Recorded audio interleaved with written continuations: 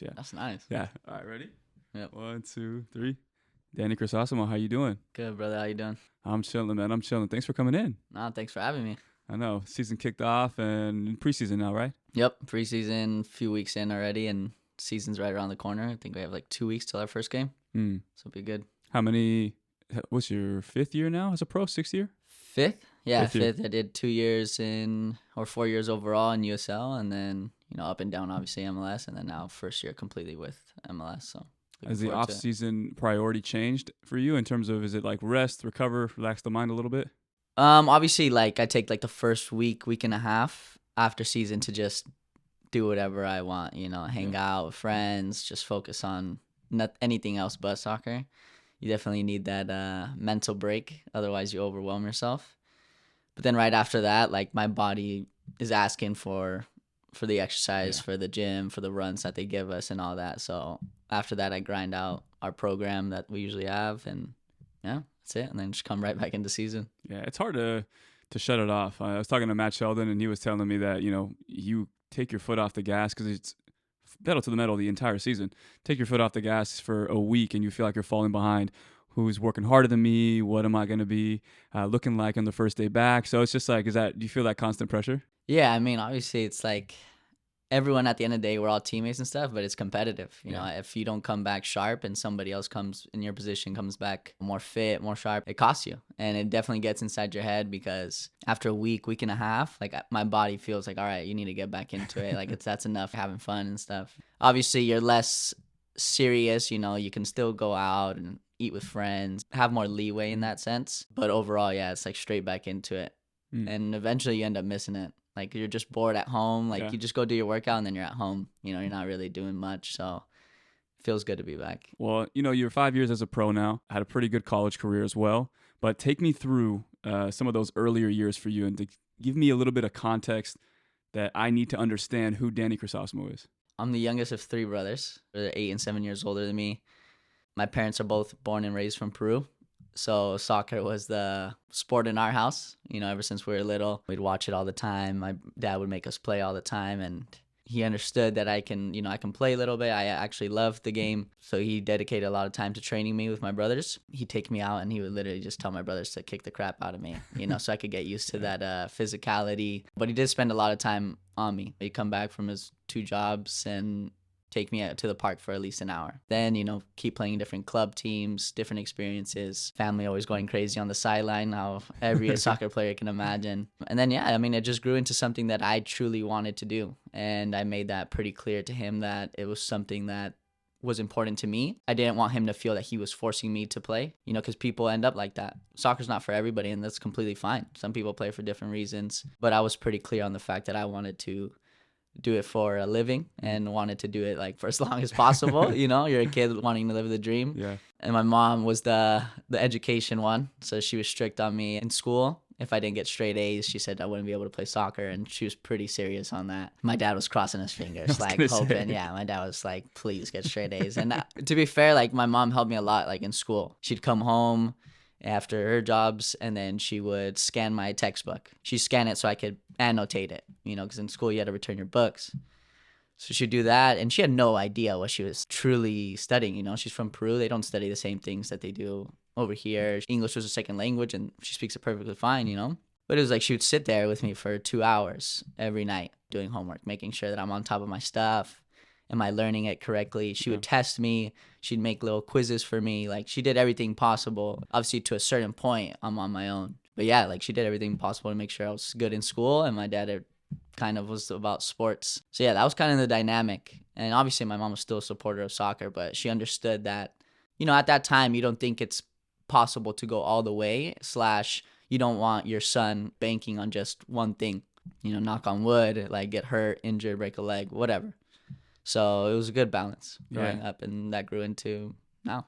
I think you said your dad is just very passionate. I remember reading or seeing that your dad would go to the games and he'd be yelling at the players, referees, get kicked out. Yeah, so he was intense, I mean, it's coming from a good place, though. Yeah. He kind of just knew what I could do, and if he didn't see me doing that on the field, it would frustrate him, because it's not that I was wasting his time. He never felt like that. It was just the fact of, why am I not pushing myself every chance I can? It was more of that. And he wanted me to succeed. wanted me to win every game possible, play as well as I could possible, I don't think he even imagined what the bigger picture was. It was just he knew I loved it and he knew that I could be good at it. So why not give 100% to it? And I think that's what his mentality was more than anything. It wasn't, you need to become pro, you need to do this, you need to go to college. It wasn't anything like that. It was genuinely, look, you love this and you have a knack for it, push yourself. Otherwise, you're wasting everyone's time. It's kind of like helped me a lot in life in different aspects. If you're doing something, might as well just do it 100%. Otherwise, focus on something that you really want to do 100%. Reflecting on those early years then, at what point did you feel, I could do something with this? That's a good question. I mean, like, you're young, so you just think that, the dream. Yeah. I think when it really hit me as a reality was high school. I never thought about college. My parents were foreigners and just worked their way up. My oldest brother went to the Air Force right out of high school. And, my middle brother just worked right out of high school. So it just wasn't, I guess, the culture in our family needs it, Once I reached high school, I started playing for a club team. I was on academy and then went to club. And the club coach pretty much just told me, you could go to college, like, for this. And I just, like, laughed it off. I was like, I don't want to, like, all I thought about college was loan debts. That's what everyone talks about. Like, why would I go to school and then still owe a lot of money? That's kind of what I was thinking. I didn't know much about it.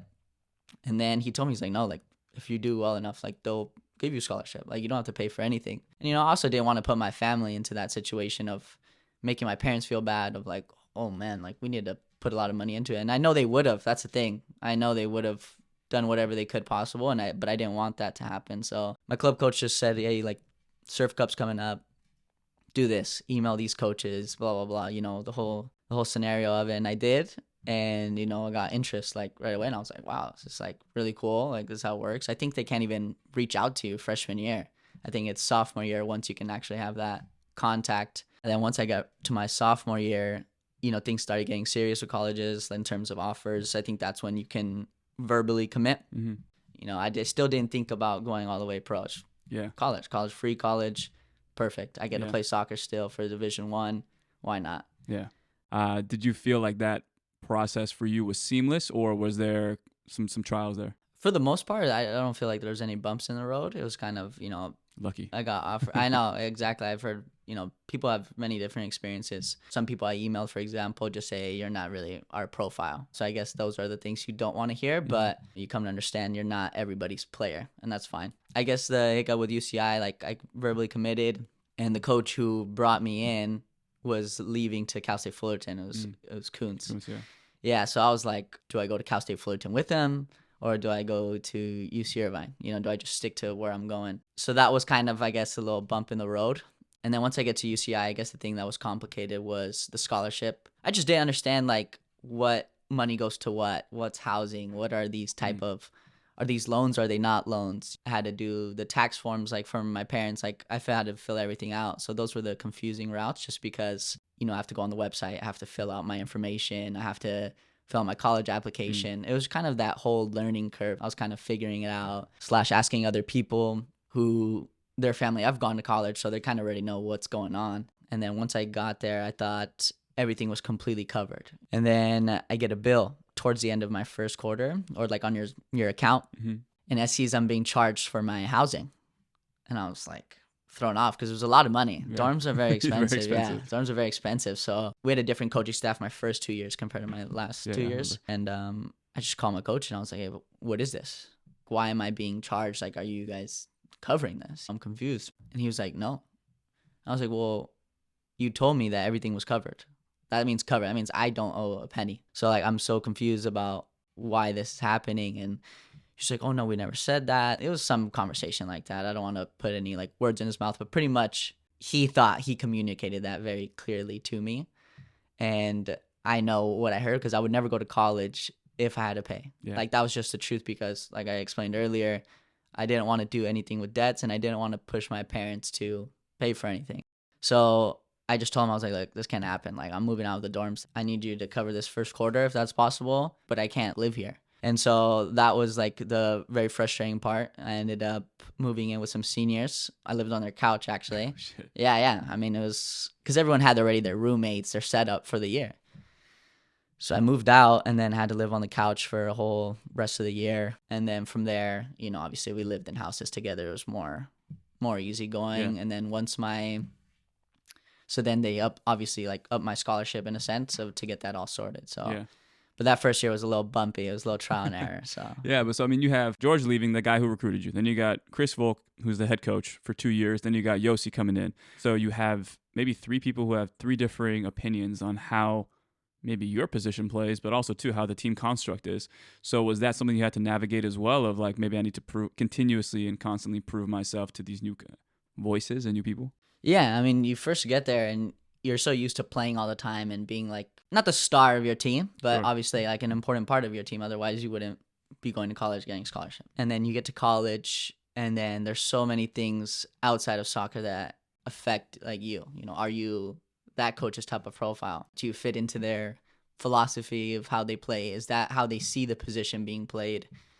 And then they start to compare you to, look, as much as coaches want to say they have favorites, like that's the truth, especially in college. So, so they have their go-to guys. Does that mean they're better than you? No, it doesn't mean that. And doesn't mean that you're better than them either. It's just the fact of that's who they're comfortable with. They've already had experiences with them. So it was like I would play almost every game of UCI my first year, not starting, some games here and there, but mostly off the bench. And then conversations with the coach about what you could improve on. There's that little immature mentality of you as a player as well. Like, he doesn't know what he's talking about, but your ego's getting in the way, and you learn from that. At least I did. So then reaching my sophomore year, I understood what Chris Volk wanted, implemented that. So I was starting a lot, playing more games.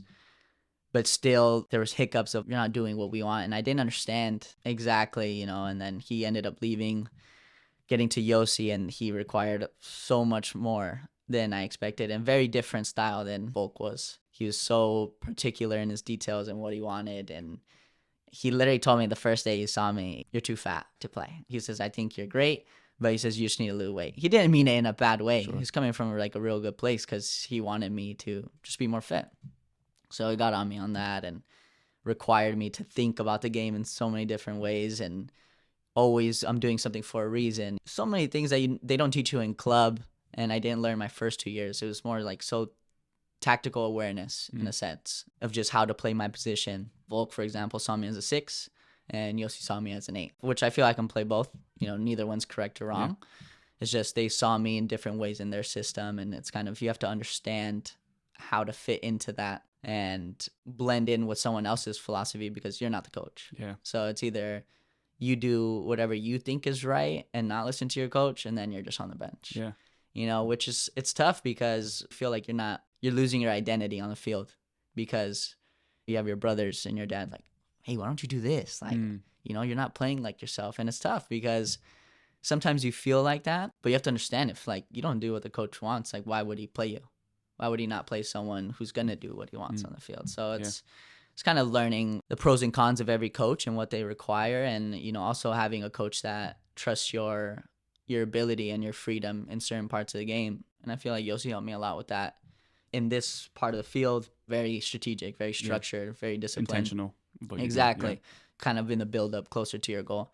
Once I get into the final third, then it's me. Take risks, gamble a little bit. It's fine. Yeah. It's kind of just finding what works within the system that you're in. Yeah. For most people who don't know college soccer too much, you really just have your trainings in the morning, and then it's kind of like a pro style. You have school, obviously, but you go home and you don't really do too much. So in those initial years in your freshman year, when now the new reality maybe is setting in and you kind of hit with that adversity that maybe you hadn't had.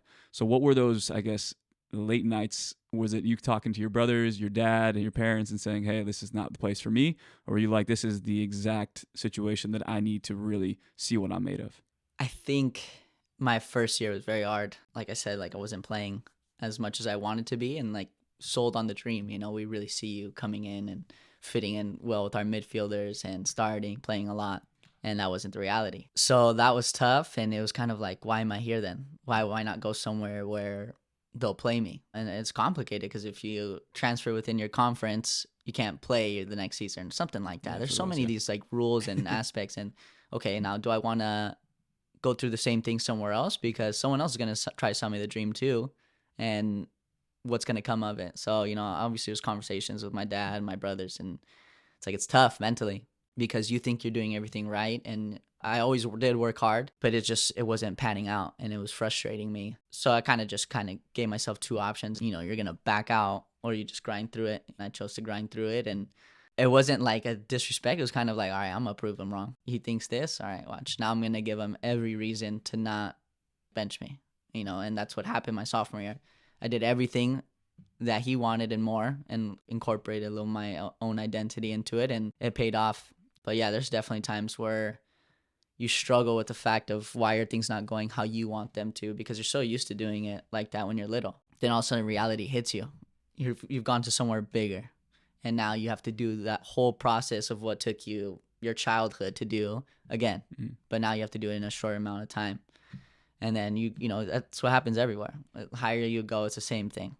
And it's sometimes like, yeah, you question yourself, like, why do I do this to myself? Why do I kill my body for not being rewarded, you know, as much as you want to be? And I think the reward, obviously, for everyone is playing time. Mm-hmm. Like, that's how you see what you're doing is working. If you're a player that's completely fine with every game, everywhere you go, being on the bench, I just don't think, like, that's right. Yeah. You know, I understand that you're not going to be a starter everywhere. That's completely fine. But, you know, there's a competitor in you that wants to fight. And, mm-hmm. you know, so you go through those mental challenges of, why do I do this to myself? Yeah. Why do I keep grinding and for nothing? And so there's always those moments. Yeah. That's an identity crisis sometimes too, of, like you're saying, you have all those years that lead to you forming the person and identity of a player that you've become. And then all of a sudden somebody is telling you, hey, this identity that you formed is no longer justifiable for you to start. I think those are the harsh realities that we all have to face at times. And I know for a fact in your pro career you've had to deal with that, but I know you end up becoming probably pretty good starter for UCI. So a lot of those sacrifices and things that maybe you started to adjust about your sleep schedule and about your the food that you eat and what you consume on a daily basis, those things start to give you, I guess, reason to feel confident in your process. So your process going into junior, senior year, now are you becoming a leader, a starter, and first name on the team sheet, or how was that? Yeah. So as soon as my junior year hit, like, that's where I felt my responsibility was. And that's when Yossi had already come in and kind of clarified that role for me as well. You know, after a few weeks getting to know the group, we had a conversation just kind of what my role was in the team, and I felt I could be that leader and I could be that guy for the team. You know, I already had 2 years under my belt in college. I felt comfortable. I knew what I needed to do. I knew what the level was at, so I knew what I needed to improve on, and I was fine with that responsibility. Like, I wanted it. I tried my best. Junior year was my first time leading the team. So you learn things. You also understand that, you know, you just can't take days off, like, in a sense of in training. As a leader. Exactly, as a leader. And you can't have that attitude problem. You know, you want a leader who has an attitude. Don't get me wrong. I'm just saying in the sense of something that's disrupting the group. Sure. Compartmentalizing a little bit. Yeah, exactly. Yeah. Because me and Yossi have had plenty of times where we go at it, like in the middle of training, arguing. And it's not disrespectful. It's like we're arguing something about the game. I'm not saying no one should listen to you or anything like that. It's more of, I had that role to be that voice for the players and, you know, speak my opinion. And he was an understanding coach of, he was tough too, you know, he'll give it back, but he also understands, like, where I'm coming from. And it was good to actually have a coach that understood me, like, where I'm coming from. I don't come with a bad intention. It's just, I love what I do. So I'm going to be a little more intense and passionate about it. And sometimes it may come off in a bad way, but it's not. So yeah, that's kind of where it turned for me in that sense. And that's great. You know, it developed into something good. Yeah, so now you go into that last season. Is there aspirations and ambitions to go play professionally? Yeah, I already thought about it, and I know other players in past, like, UCI history, you know, that's obviously what you look at, have done it as well, and I was like, I want to be one of those guys. I didn't just work, change these habits, go through all this crap for nothing, in my opinion. You know, like I said before, every player has their own route, and that's completely fine. But the route I wanted to take was to push it to another level. So in my senior year, I really wanted to have a great season. I wanted us to win as a team, to be successful, because nobody's going to look at your team if you're not doing well. No matter how good of a player you are, nobody's going to want a good player from a team that loses every game. That's just the reality. I'm not knocking anybody. It's just, that's how it is. That's how it works. And I understood that finally. So yeah, going into that senior year, I was like, I want to have a great season. So I did everything to make sure that would happen, and we did. We made it to NCAA playoffs, which was my first time in the 4 years doing it. So that was cool. Does that experience, and now you guys make a good run and you guys are successful, did that translate to any offers post-college from teams or interest? So that's the weird part. Like, I didn't understand how the draft worked, right? I didn't understand exactly anything like that. So I never got called into the draft, which I didn't understand because I did get like Big West midfielder my senior year, and we're winning. We play good. So I was expecting something, at least an invitation, just to give me a shot, but it didn't happen. So How did that sit with you there? I was pretty upset. Yeah, I was pretty upset because I just didn't understand like why. And also, you see other people who go into the draft. Again, not to knock any of those guys. I'm better than that guy. Yeah, it's just like you look at him and be like, I don't get that. So Yeah. you're telling me they're banking on him rather than you. Again, that's where your ego comes in. Yeah, so it pissed me off. But there's nothing you could do about it. It's out of your control. So I had worked hard in school so I could finish right when my fourth season ended. So instead of going to school for 6 months after, I wanted to be done right away. So I was taking like 6 classes every quarter. I'd ask like special permission in order to take that many units. I ended up doing summer school so that I could finish all my units faster because it's right when teams are signing people preseason and all that. So right after college, nothing was coming across, nothing. And then all of a sudden, I got invited to a San Jose Quakes Combine, the Invitational. So I went there, and that's when they were affiliated with Reno also from the USL. So I went there, and I played great. I felt like I showed strongly, and they were happy with me as well. And they offered me to go to Reno on trial. I had conversation with the coaches in the sense of, is it a trial or is it like a contract offer in a sense, And they hit you with it is a trial, but from our talks, it was confident that something positive would come from it. So I was literally waiting to go to Reno. I was just staying fit. And then Yossi calls me. He's like, hey, like OC is having this little tryout combine thing if you want to go. I was already in the area. And I was like, all right, whatever. I'll just go try my best, stay fit, see what comes of it, But I already had my flight booked to Reno and all that. So I go, I do well. And I think at that time, OC already had like 5 midfielders signed for the following year. So I was like, there's no way. Like, you know what I mean? Like, they're already comfortable with their group. I understood that they already have their roster. And they were like, train with us for a week or so, and we'll give you an answer. And it was literally that day, they told me the following day I was supposed to fly to Reno. After training, I was like, dang, like, what do I do? Because Reno seems almost guaranteed from our talks. Like, they're literally like, look, we really want you. We just need to see you for, like, obviously selling us the dream again, Yeah. But it was a very good talk, and they were very honest guys that were working there, so it felt genuine. And I was like, but do I stay in Orange County and just gamble it? So I was tossing and turning about it, and I was like, dang. So I called the Reno guy the night before I'm supposed to leave. I was like, hey, this is the situation. I'm very sorry, but I think I'm going to gamble with OC. And he was very understanding, and he literally said, if it doesn't work out at OC, just call us and you'll fly up the next day. And so he's very understanding. So that was good.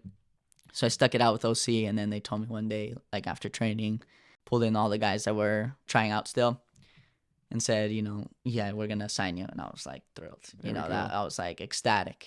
It panned out. It was a risk, but it was worth it. Break down that first season for me, though. What did you expect versus what you got, and how did you manage the expectation from the coach of you and your expectation of yourself? When I first got to Orange County, like, obviously there's a difference between the quality of players and speed of play. But the good part was I didn't feel like I was out of place. Like, I didn't feel like this is too much for me, right? I was like, okay, it is quicker. Give me a week and I'll like get the rhythm down. The different coaching styles, it was very different. Like I said, Yossi was very detailed, very tactical awareness, position, stuff like that. When I got to Orange County, it was a little different style as well. English, no? Or like more... Rich Chaplow, who's now the head coach there, he was the assistant, so he was English. And then the head coach was he was American, Braden. And it was just different. It's like channel ball. Can we find the target fast? And then runs in behind. We had the players to possess. We had a really good group of guys, but that's how the coach wanted to play, and that's what we did. I remember, actually, this is gonna be an interesting thing, but our first game of the season was at Reno away, and it was like a light snow. It was freezing. Yeah, and I'd never experienced that, being on the West Coast all the time. You're probably like, thank God I didn't come here. Yeah, we were still on the West Coast, and I was like, why is it snowing here? Like, I was so confused. But whatever. So we went, and I played the whole game. It was a wild game. We were down 2-0, tied 2-2, right? And I had a great game. Like, I felt like I was threading balls through. I was breaking up play. Like, I felt great. And then we get back. You have your day off. You report to training like a day or two later, whatever it was. And one of the guys that's supposed to help with player development there, he pulls me in. He goes, let's go over your game. I was like, okay. I was like, cool, that's fine, that's awesome, you know. You're probably thinking, yeah, he's gonna tell me how great I did. Yeah, but like I honestly felt like, you know how you can be delusional sometimes, but I truly felt like I had a great game, and you know, especially for my debut, I felt like I did great. And he tells me, he's like, you know how many passes you missed? I was trying to think, like I was like, I don't think I missed one, like maybe one if anything. He says, you missed 0. He's like, so you had a 100% success rate out of, you know, 20, 30, 40, whatever the passes were, you know. And he says, we don't want that, because I was playing the 6. And I was like, well, what do you mean? Like, I was playing forward in between lines. I was rotating. I don't understand like what you're talking about. He said, it's not what we're looking for here. We need you to just put the ball in behind into space. That means that you're taking more risk and giving us more advantage. I was like, I don't get it. I was so confused, like, because for Yossi, that was great, you know, especially if, obviously you can get a 100% success rate if you just keep passing back. But I was, you know, I was splitting lines. I was doing my job. But yeah, that's what he told me. I was pissed off after that. I don't even know what that means. And I go into to talk to the guys. You know, that's what you do. You know, you vent. You know, you vent to your players. Players vent to each other. It was bad that I didn't miss a pass, because that means I didn't play enough channel balls. Pretty much just giving guys no chance to even get it, like 50-50, because everybody in the league's fast. Yeah. So they were like, that's ridiculous. Like, that's wild. And that literally became like a problem for them, in the sense of, I'm not putting balls in behind. It just wasn't me, like, as a player. I understand, yeah, you hit a ball in behind when it's on, it's on. But it was kind of sometimes just, most of the time, just, okay, ball comes from the outside back square, you hook it, you know, hook it over, that's the thing that we discussed, you know.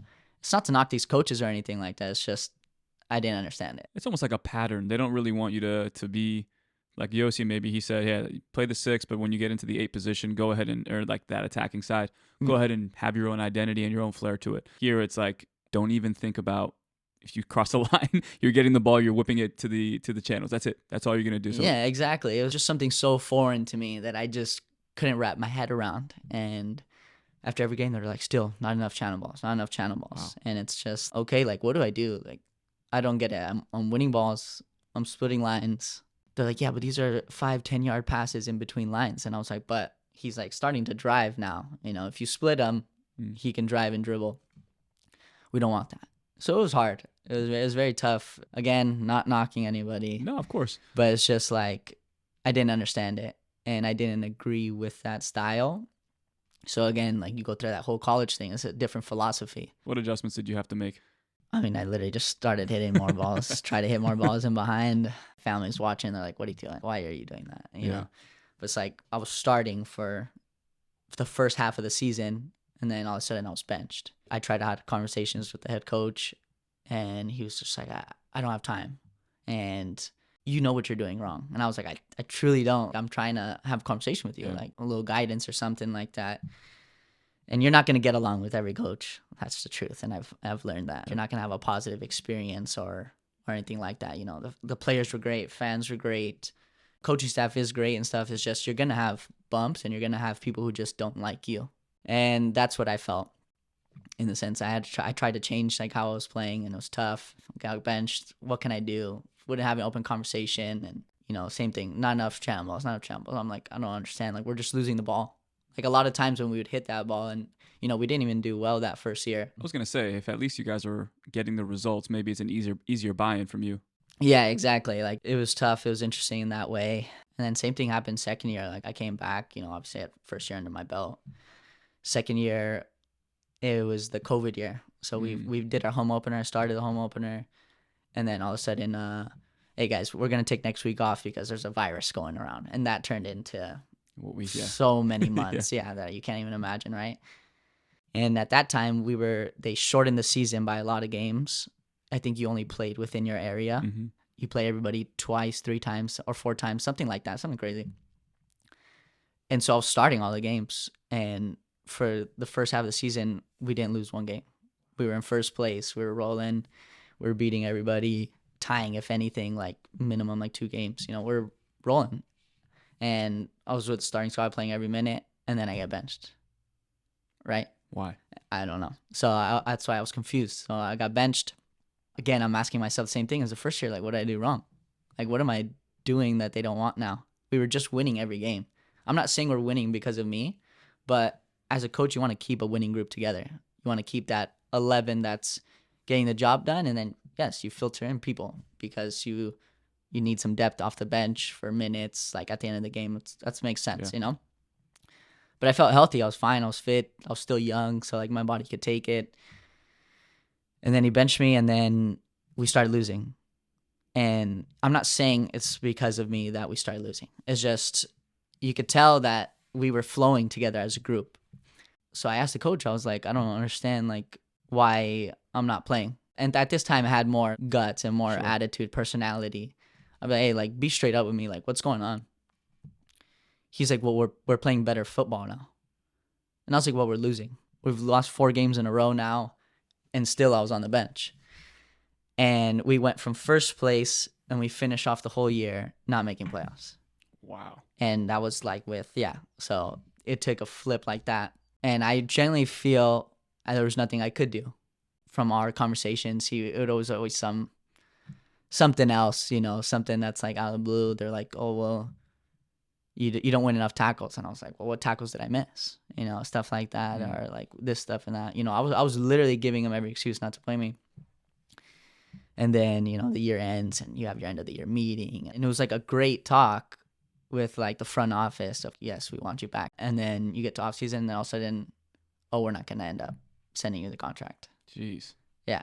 So it's stuff like that you just face. And tell me about that experience. I mean, that's like again, I talked to Matt Sheldon and we were talking in the off season sometimes where it's so tough for coaches and for management, right? They sell you on, we are a family. But it seems like no matter who I talk to nowadays, there's always that club or people that say, you're our guy, we want you back. A few weeks go by, radio silence, and you're kind of going, yo, like, that conversation was so long ago, but it's still fresh in my mind. Exactly. Like, so it's pretty much the year ended, and everyone has their end of the year meetings.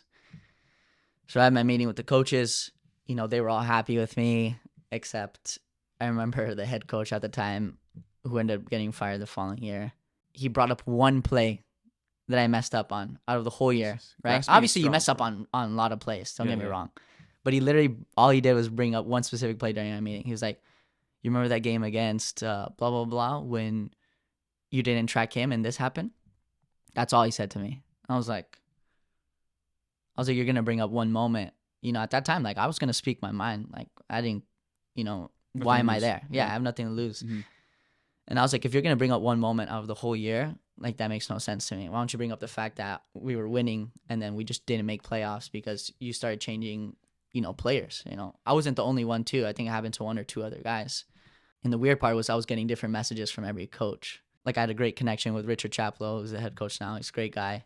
He had an honest conversation with me as well, just saying, like, you know, he thought I was a great player and stuff like that. He thought I did well. It's just, he's assistant. It's not his, he can't decide exactly who's going to, at the end of the day, be on the roster, you know, or be playing. Then I go in to talk to the front office, and it was a great talk. Because I tried to get out of the coaches, are you guys going to offer for next year? And the head coach didn't want to give me. He was like, well, we'll see. That's what he told me. I was like, okay. Then I go to talk to the front office, like the general manager, director of operations. And it was a positive talk. Like, they're like, we're really happy with you. Or obviously things didn't go how you wanted to this year, and we understand that, but we want you back 100% for next year. We'll be sending out a contract within a week or so, 2 weeks. So just sit tight. And I was like, perfect. I went back home, told my girl, looks like I'm staying here. She's from the area too, so she was like, awesome. Like, I'm happy for you. 2 weeks go by, nothing.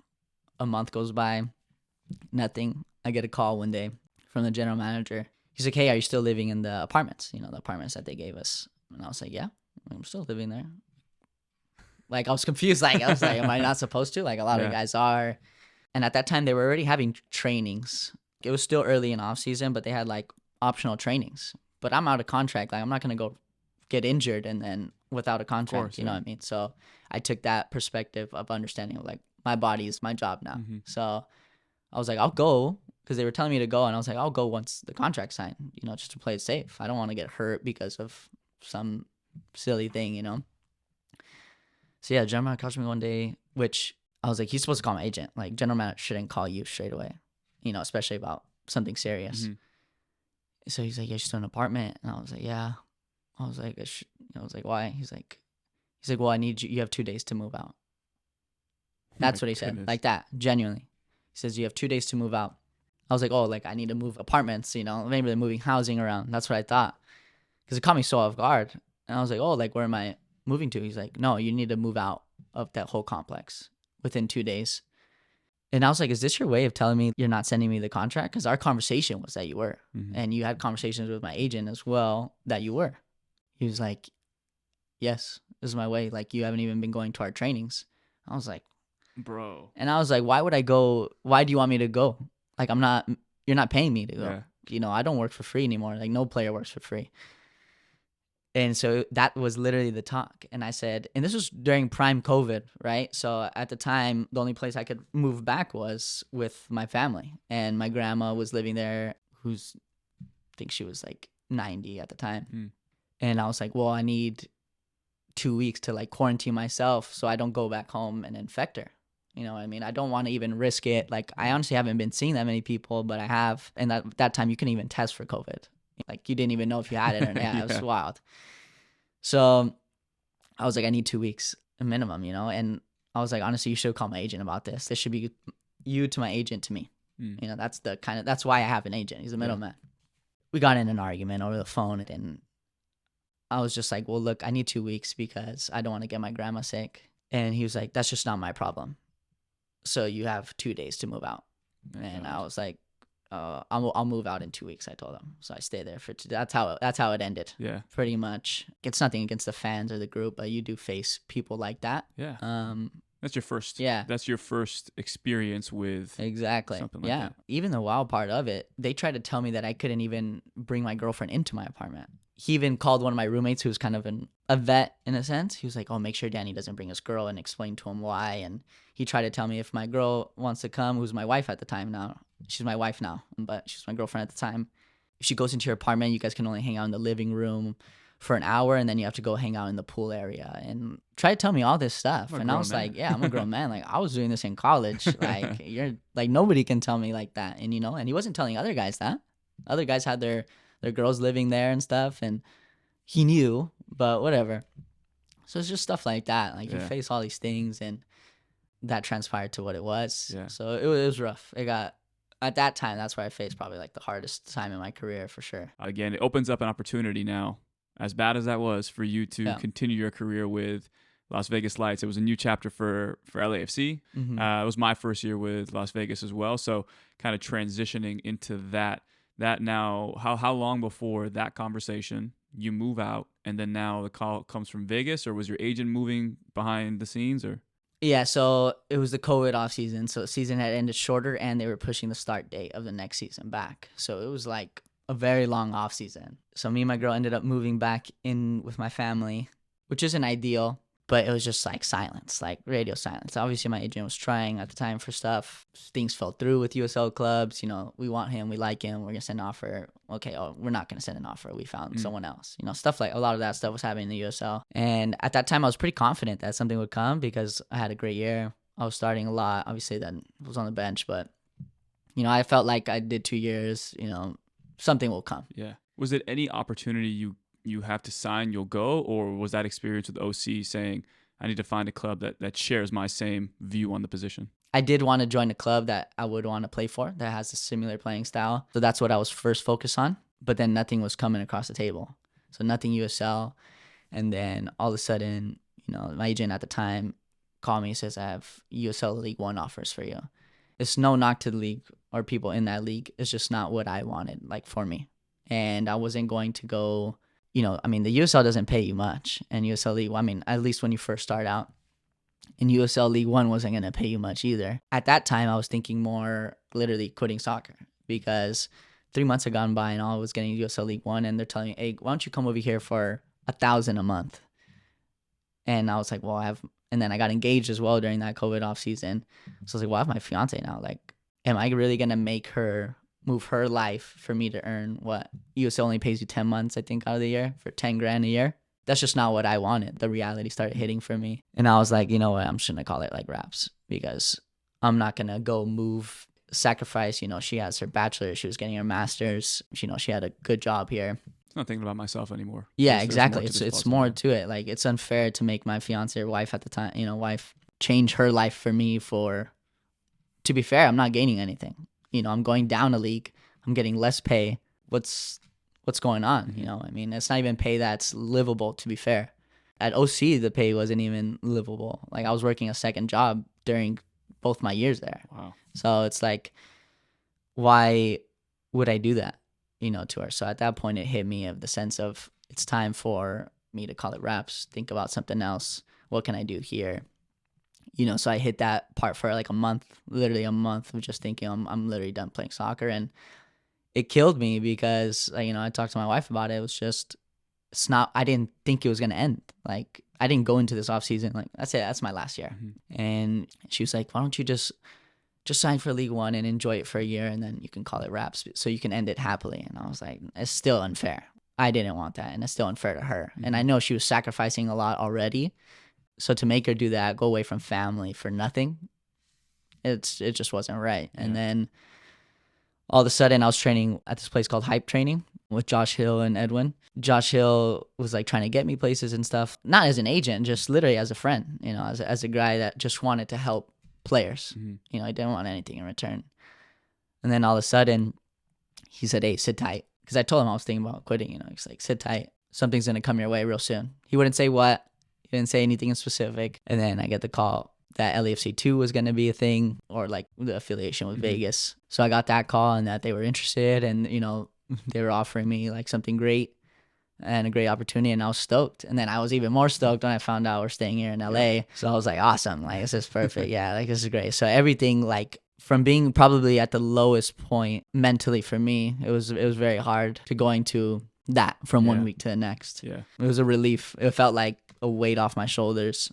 For sure. I mean, you got to lean on your family sometimes, and they understand that they need to step in and say, hey, look, you're too close to this right now. Step away for a second, exhale, and let's give you a little bit more perspective. Sounds like your wife, and I'm sure your family did that for you then.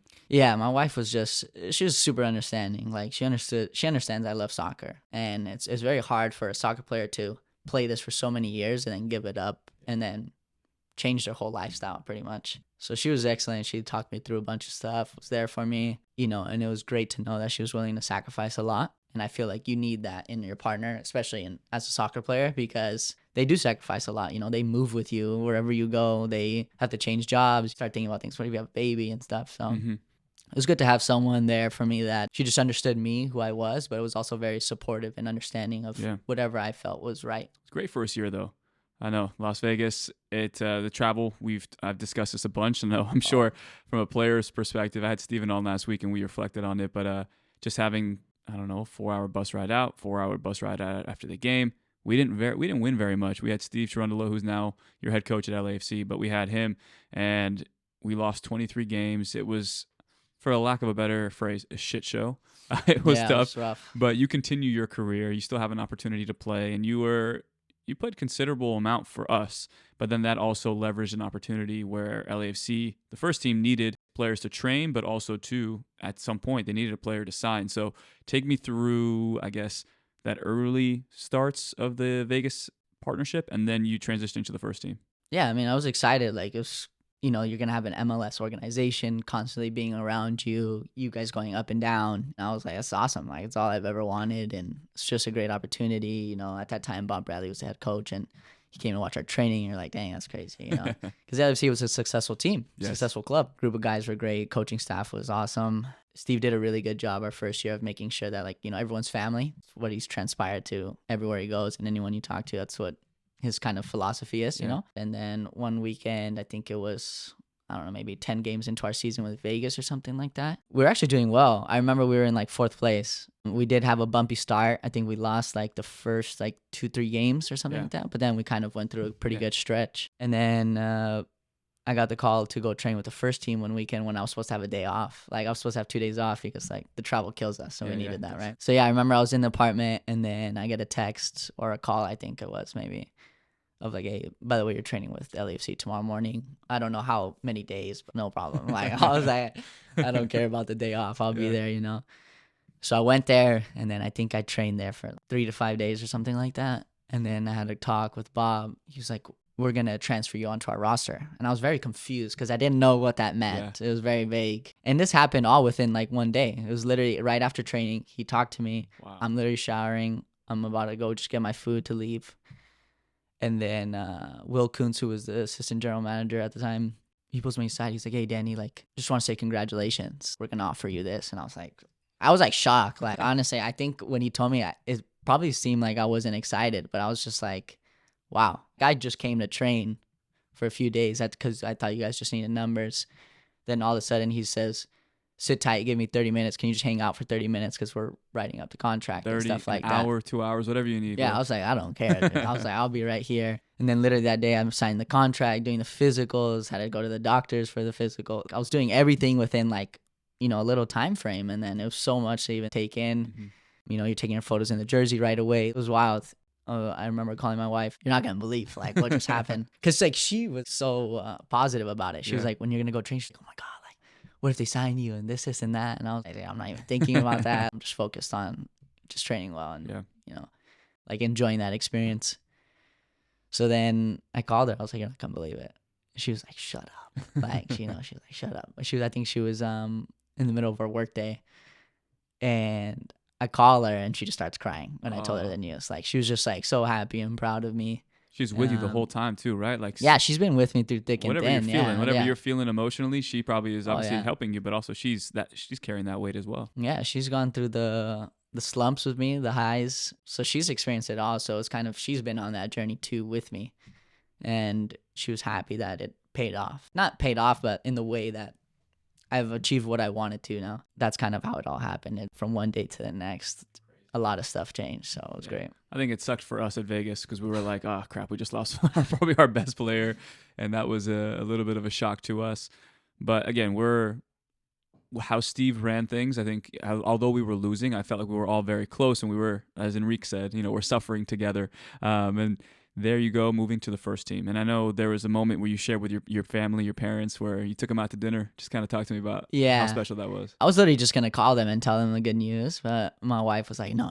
Like, you have to do something really sweet for them, So I was like, okay. So I called my brothers first. I was like, you guys want to go to dinner tonight? And they're like, we can't. They have other stuff to do. Just completely understand. So I just told them right down on the spot. And they didn't believe me. They're like, seriously? Like, that's crazy. I sent them pictures of the jersey. And they're like, they were just proud and like mind blown, So then I called my mom and dad and I was like, hey, do you guys want to meet Megan and I up for dinner tonight?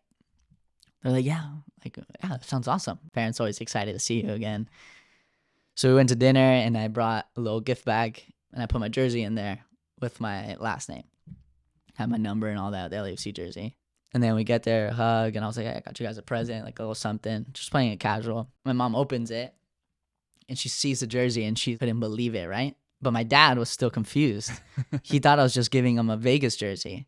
So he was looking at it and he's like, that's nice. Not another one, dude. No, yeah, he was like, that's nice. And then my dad sees the badge. I don't know why he didn't notice the color difference because you can't mistake a Vegas jersey for another one. But he was like, holy shit, are you serious? And I was like, yeah, it happened. It literally just happened a few hours ago. He cried, he melted down, he gave me a hug. And my mom was crying too. They were just proud, because again, they were with me through those journeys. My wife was crying at the same time, So it was nice to have those three people that are extremely important in my life share that moment with me and just kind of see everything come to fruition. So that year, right?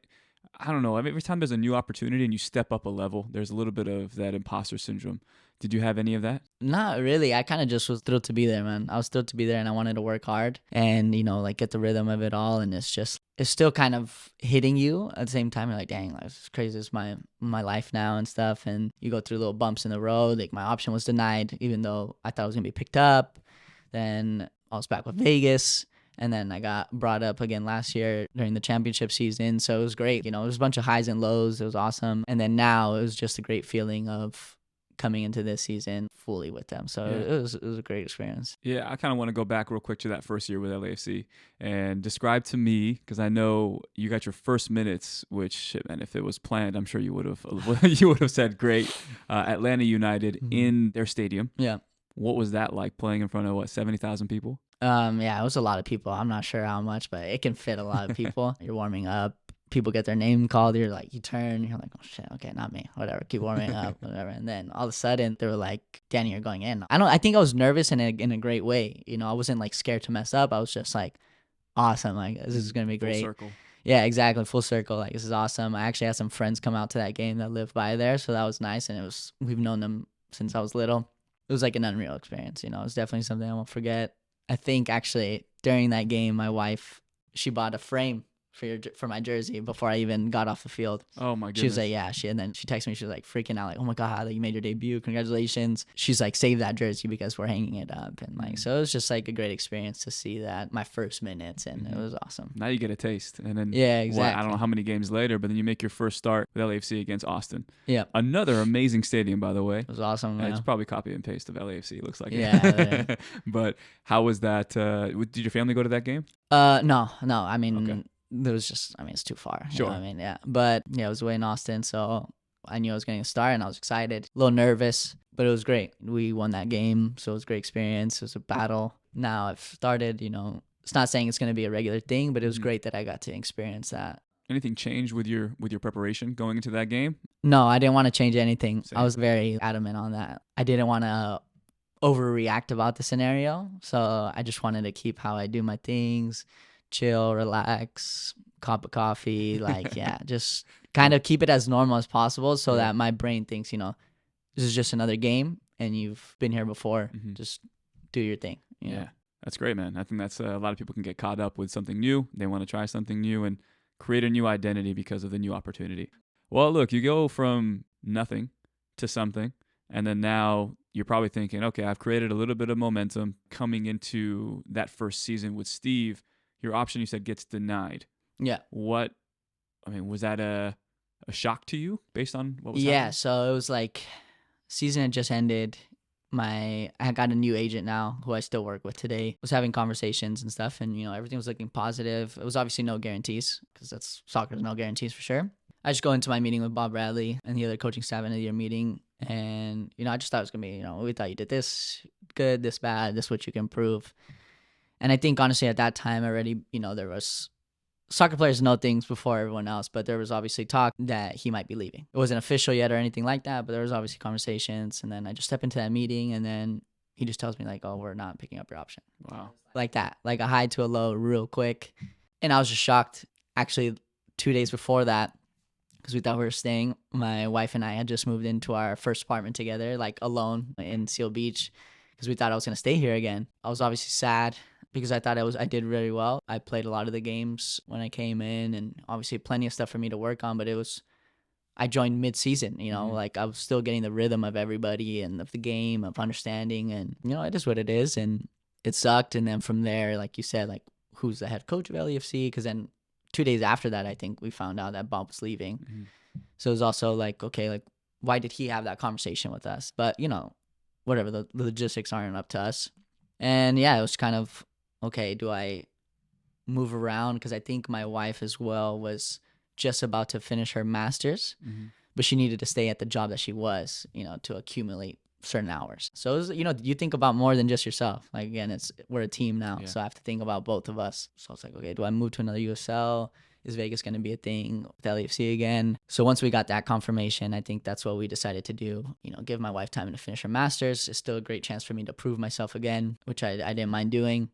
So I just, you know, took the gamble and battled it out. And then I got brought up again last year. And that was great. And then this year, now it's completely like official with them the whole year. So it's been a journey. It's been nice. Yeah. One question to you that I've always wanted to know from a player's perspective, like, what don't people understand and really get when it comes to the first team and second team? Like, you're training a lot of times with the first team, and it's like very frequent.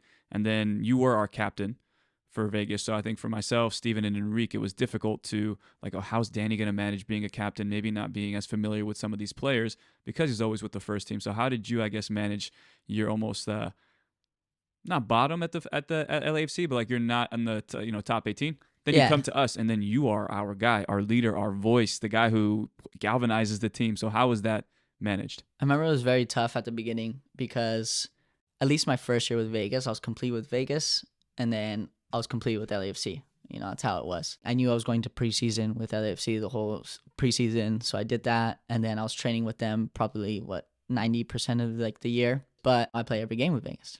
And I felt awkward in a sense of, okay, these guys are like, this guy doesn't even train with us. And then all of a sudden he's playing games with us. And they're a great group of guys. Like, I know all of them. We love them. We had bonded well. Coaching staff, everybody treated me well. It was great. It's just, for me, how can I lead them if I'm not there every day with them? Like, you know, they don't see me every day, familiar face. And I had conversations with Enrique about it. And he was like, look, that's just your scenario. That I know it's tough, it's awkward, and that's just the situation. But players have to understand your situation as well as the coaches. Like, we trust you, so we need you. Like, they need to trust you in a sense. And I mean, the players were great though. Like, the players were awesome, and like, we're best buds and stuff. So it made that very easy for me to take that role, and they did a great job of letting me be that role and also supporting me when I needed it. And it was kind of that understanding, so it was great. But I'm sure it's tough though, right? Because you have, again, you're training with the first team all the time, but you're not a contracted first team player.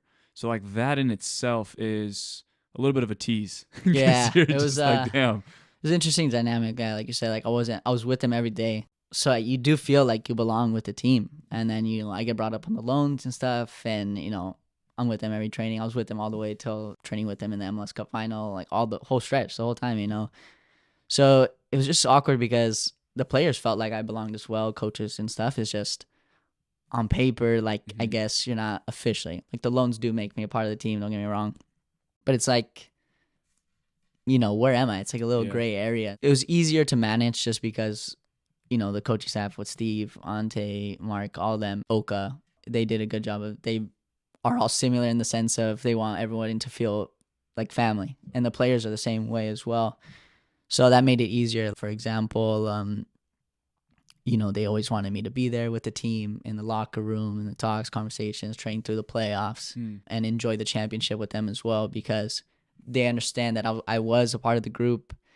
So it helped having those people around me feel like, look, I know it's not on paper, on contract and stuff, but you are. Like, they treated me as one of them, and that was really great feeling, because that's what I felt as well. You know, I felt part of both teams, and it was great to have two teams that included me in their journey, like throughout the season. So it was great. So you felt the sense of pride when they won the championship. It was I was ecstatic. Yeah, I was ecstatic, and I was on the field with the guys, were cheering. And it was just like great, you know, and stuff. And, you know, some guys said some nice words to me as well. So it was awesome. Yeah, awesome and then experience. That off season now, I think again, do you have a little bit more clarity on your situation? Where was it still? I'm still not sure where I'm going next. Like right after the season ended? Yeah, you know, seasons ends. I'm sure John and Steve and everybody wanted to celebrate a little bit. It's an amazing time. Course. Yeah. So after season, like at that time my agent was already feeling things out elsewhere, just to, you know, get a step ahead on the next year. You know, like I had a wife, so we were getting married in the off season. And so like, okay, where are we going to go? So I already had like a pretty good idea of where I was going to go. But also with LAFC, we agreed to have a conversation after season, in the sense of I was just with them the whole year. So I felt it wouldn't be right for me to go somewhere else without having a conversation in-house first. Of course. You know, the end of the year meetings and stuff. And that transpired to, you know, a few talks. And then obviously I was waiting for them to finish their MLS season. Didn't want to distract the coaching staff and front office with my situation, you know what I mean? But Steve was very understanding of my situation, so that was also great. And then just like after season, we had that talk. I didn't really know what was going to come from it. And then, they were like, we want you back like full time next year. So it was kind of that. I thought I was going to go somewhere else. So kind of this little gray area, what's going on with LAFC, because I didn't want to be disrespectful and make a decision before, just having that talk with them.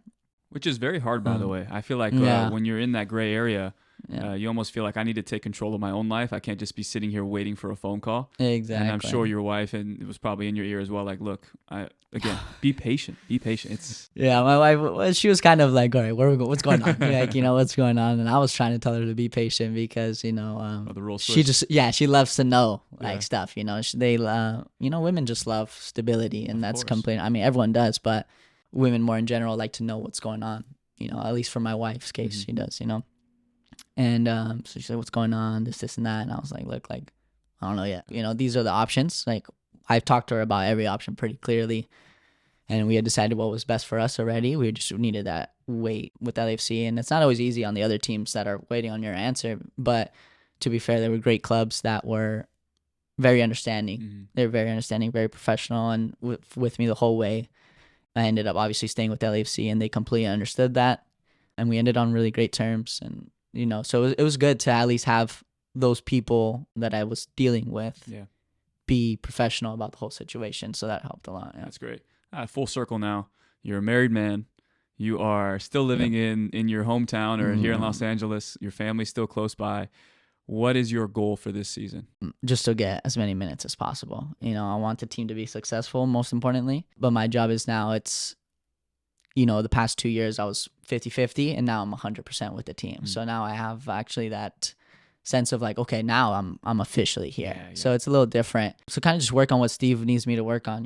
We have conversations. He's pretty upfront, like honest guy about what you need to work on. So my main focus is to work on those aspects of my game that will help me get the most minutes possible. There's a lot of games this year as well, so there's gonna be lots of rotation, and I just have to stay like ready, like as much as possible. It doesn't matter. I don't really care right now about being a starter or anything like that. Obviously, I do want to be, but that's not what my main focus is. We have great guys in the midfield, very strong group, very experienced players. So my main focus is just getting better every day, stronger, making sure that I'm prepared to play as many minutes as they need me to. So Love that. That's my focus. All right, Danny. Last question for the day. Okay. What is one final thought that you want to leave the viewers and the listeners with? You envision like a dream, or your dream goal, dream job or whatever, and that's what soccer is for me. And it's not always pretty. It's going to be a lot of things in your way, and eventually you need to evaluate, is it worth it or not? There's times where I've doubted myself if, should I just quit and do something else? What am I doing with my life? You hit all these mental things that you don't realize, and you deal with so many people that affect your job. And it's like, you're going to face that everywhere you go, whether it's soccer, your job, whatever career you choose, there's going to be things like that. And if you feel it's very worth it, like just dig down and work hard at it, and make sure you have someone there with you, family, wife, husband, whatever it is, that will like support you, but also keep you realistic, like in yourself. And you need that good balance. You can't have a bunch of people that just are always like going with the flow with you. You need someone who's gonna, why are you thinking like that if it's like this? Or like, no, this is actually the reality of the situation. And I think if you want to just be successful and happy, which I feel like I am now, obviously there's plenty more I can work on and improve on. But I think what's helped me in my journey so far is just having that stability in my support, and just having that mindset of, like, there's going to be so many things that are going to go wrong, and I can only control what I can control. And that's what I need to focus on.